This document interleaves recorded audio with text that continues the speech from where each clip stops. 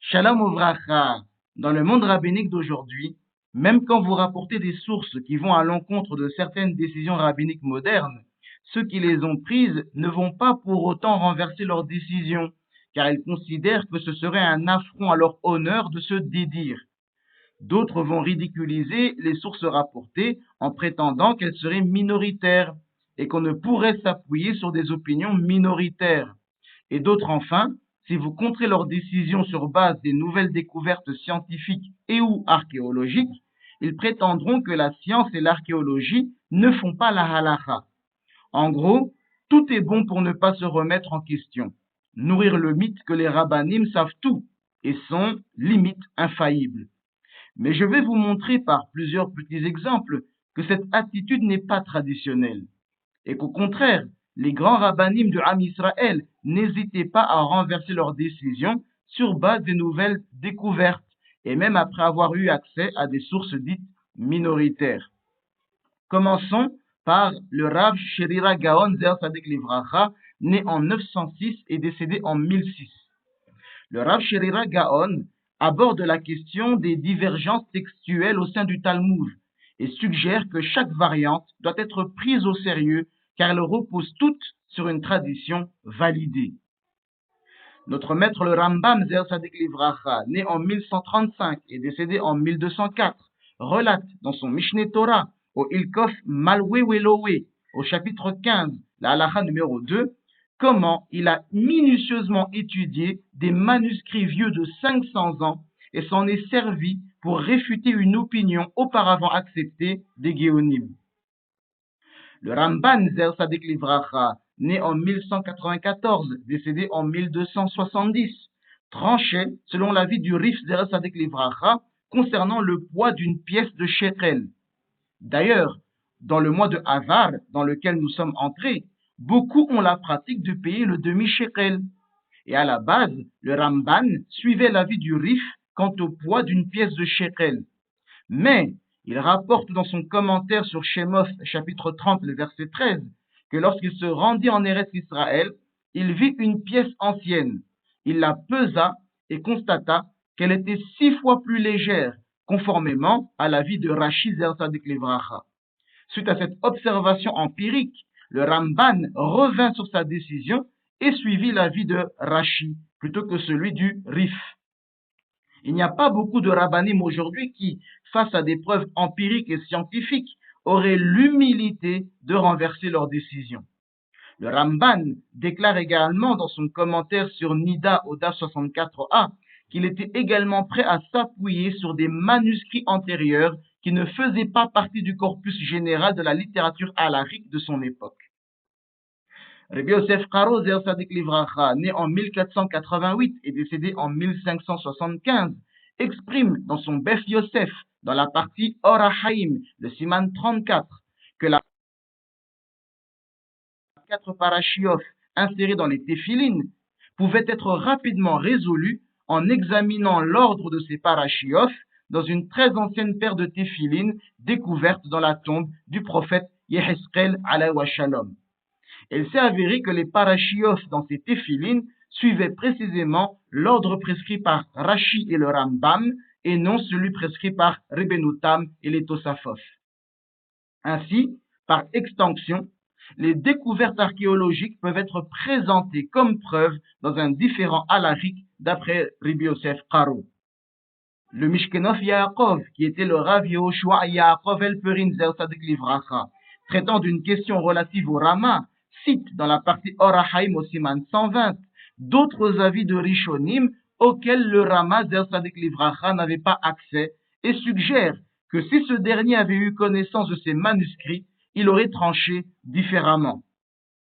Le Baal HaTanya, le Rav Shneur Zalman de Liadi, né en 1745 et décédé en 1812, écrit dans son Shulchan Aruch Harav qu'il convient d'être rigoureux à la lumière de la découverte de Matan des Rishonim concernant la question des Massof à Pessah. Il semble donc accepter de s'appuyer sur les manuscrits récemment découverts, mais seulement si la conclusion aboutit à une décision plus stricte qu'auparavant. Le Rav Avraham Yitzhak Cohen Cook, né en 1865 est décédé en 1935, qui fut le premier grand rabbin de la Palestine mandataire, en réponse à une question concernant la lecture de la Mérélach Esther le 15 Adar dans une ville dont certains disaient avoir été fortifiée depuis l'époque de Yehoshua ben Nun alayhi wa shalom, écrivit dans ses Igeros Aria, le numéro 423, je cite, « Les preuves archéologiques que vous m'avez transmises sont insuffisantes. Bien que les efforts de tous les érudits impliqués dans ce projet soient louables, on ne peut fonder des décisions halakhiques sur les seuls noms arabes courants d'un lieu. Si de nouveaux éléments apparaissent, veuillez m'en informer afin que je puisse exprimer mon avis sur la question. » Fin de citation. Donc, lui aussi acceptait de s'appuyer sur des preuves archéologiques et historiques pour renverser une décision halakhique. C'est juste que dans le cas qui lui fut soumis, il ne considérait pas les preuves suffisamment solides. Le Rav Elhanan Wasserman Zer Sadik Livracha, né en 1874 et décédé en 1941, dans une fascinante étude, démontre que nombre de commentaires reconnus et publiés dans les éditions de référence couramment utilisées aujourd'hui sont attribués aux mauvais auteurs. Vous pouvez retrouver son étude dans le Koves et Harof sur la Maseref Yevamot. Pour vous donner quelques exemples, le commentaire du Ri Azaken Zer Sadik Livracha sur la Maseref Kiddushin n'est pas du Ri. Le commentaire de Ribenu Gershon Zer Sadik Livracha sur la Maseref Bava Basra fut en réalité rédigé par Ribenu Eliakim Alewi. De nombreux teshuvot attribués au Rashba Zer Sadik Livracha sont en réalité l'œuvre du Maharam de Rothenburg Zer Sadik Livracha. Le commentaire du Rashba sur la Maseref Souka a été écrit en réalité par son élève, le Ritva Zer Sadik Livracha. Le commentaire du Hidushé Rashba sur la Maseref Kesubos est en réalité l'œuvre du Ramban. L'attribution du commentaire du Rashba sur la Maseref Menahof est incertaine, mais il n'est pas du Rashba, etc., etc. Cela montre que lui aussi considérait que les nouvelles découvertes devaient être prises en compte. Et dans le cas qui nous intéresse, ceci soulève une autre question quant à l'exactitude générale de certains textes de référence. Par exemple, nous savons tous que bon nombre de commentaires attribués à Rashi ne sont pas de lui, mais de certains de ses disciples. Sachant qu'ils ne sont pas de Rashi, quel degré de fiabilité devrait être accordé à ces commentaires n'étant pas de lui? De la même manière, lorsqu'il s'avère, comme l'a démontré le Rav Wasserman, qu'un texte devenu classique a été attribué à la mauvaise personne, quel degré de fiabilité accorder au texte? C'est une vraie question.